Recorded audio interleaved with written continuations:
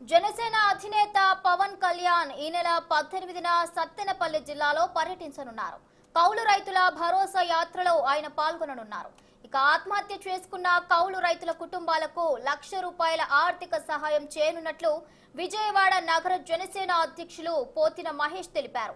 రాష్ట్రంలో పెద్ద ఎత్తున వ్యవసాయం కుంటుపడి కౌలు రైతులు ఆత్మహత్యలు చేసుకుంటే జగన్ ప్రభుత్వం నిమ్మకు నీరెత్తినట్లు వ్యవహరిస్తోందని విమర్శించారు. తమ నాయకుడు పవన్ కళ్యాణ్ ఈ రైతులకు ఆర్థిక సహాయం అందజేస్తూ వారి జీవితాల్లో వెలుగులు నింపేందుకు ప్రయత్నం చేస్తున్నారని అన్నారు.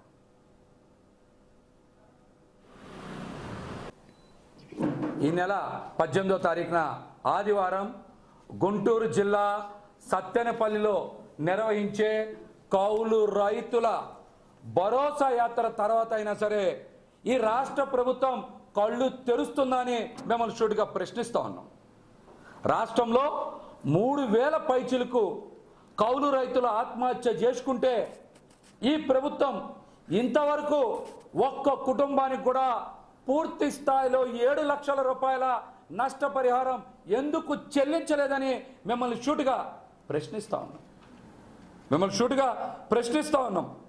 కేవలం పవన్ కళ్యాణ్ గారు మాత్రమే కౌలు రైతుల కష్టాలను తెలుసుకొని వాళ్ళు పడుతున్నటువంటి ఇబ్బందుల్ని గ్రహించి వారికి అండగా నిలబడాలని ఈ రాష్ట్రంలోనే ఏ రాజకీయ నాయకుడు కానీ ఏ రాజకీయ పార్టీ కానీ చెయ్యని విధంగా కౌలు రైతుల భరోసా యాత్ర నిర్వహిస్తూ ప్రతి కుటుంబానికి కూడా ₹1,00,000 ఆర్థిక సాయాన్ని అందిస్తూ ఉన్నారు.